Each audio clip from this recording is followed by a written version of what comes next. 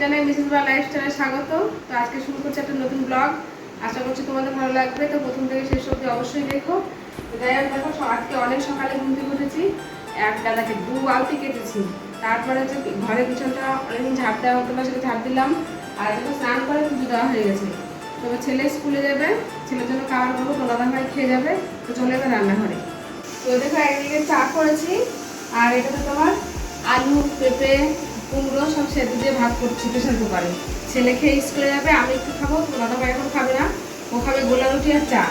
তো এটা খেয়ে ছেলে স্কুলে চলে যাবে, তো দুপুরে আবার রান্না বান্না করবো। আর দেখো গোলা রুটির জন্য ময়দা মেখে দিচ্ছি, তারপরে তোমার দাদাভাইকে গোলা রুটি দেবো, ছেলেকে সেদ্ধ ভাত দেবো। দেখতে থাকো, সঙ্গে থাকো। তো বন্ধুরা দেখো সকালে খাবার তোমার দাদা ভাই খাচ্ছে গোলা রুটি, আর ওই সেদ্ধ মাখা করে দিয়েছিলাম যে সেদ্ধটা, সেই সেদ্ধ দিয়ে খাচ্ছে। দেখো আলু, পেঁপে, কুমড়ো, মিষ্টি কুমড়ো। আর দেখো সঙ্গে চাও নিয়েছে, আর কালকের ওই যে মাছ রয়েছে, ডাল ফ্রিজে ছিল, গরম করে নিলাম। আর দেখো ছেলে খেতে বসে, ছেলে রেডি, স্কুলে যাবে। তো এবার আমিও খাবো। তো সকালের খাওয়াটা আজকে আমাদের সকালের খাওয়াটা এরকমই। এখন বাজছে 9:45, ছেলে স্কুলে গাড়ি চলে আসবে 10টায়। গোলা রুটি খাচ্ছি, চা হোক হোক, 1 গ্লাস চা নিয়েছি।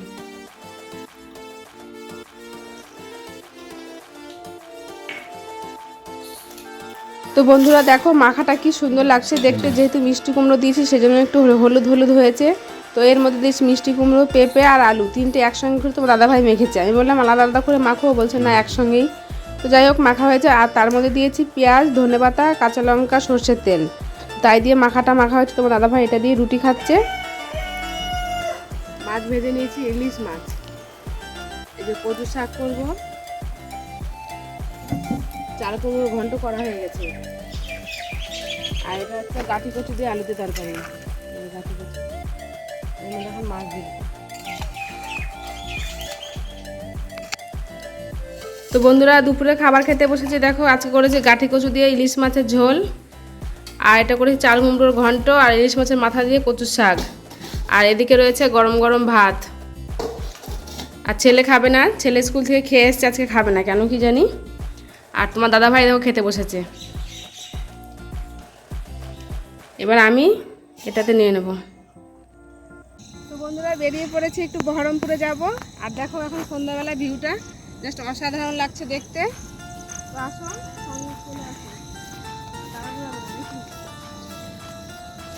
বলো পিছনে কি আছে? সামনে আছে ম্যাডাম, আর পিছনে স্যার, ওই সামনে। আর ব্যাক ক্যামেরা নিজেকে দেখো সামনে।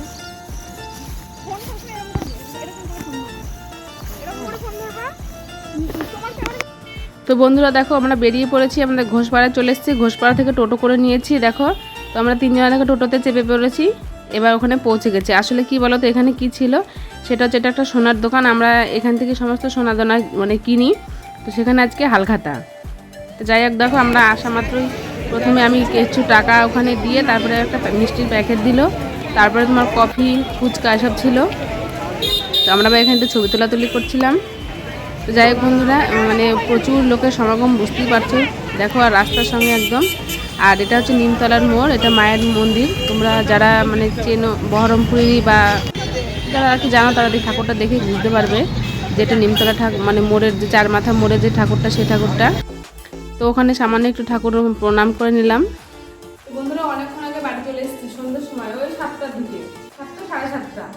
ভীষণ বৃষ্টি হচ্ছিল বাইরে, ছাতা নিয়ে যাইনি, ভিজতে ভিজতে বাড়ি চলে এসেছি। তো বাড়ি এসে অনেক কাজ করলাম, কাজ করার পরে দেখো ছেলে একটু পড়ে নিল, আর এখন রাত্রে খাবো। এখন বাজছে রাত 10টা।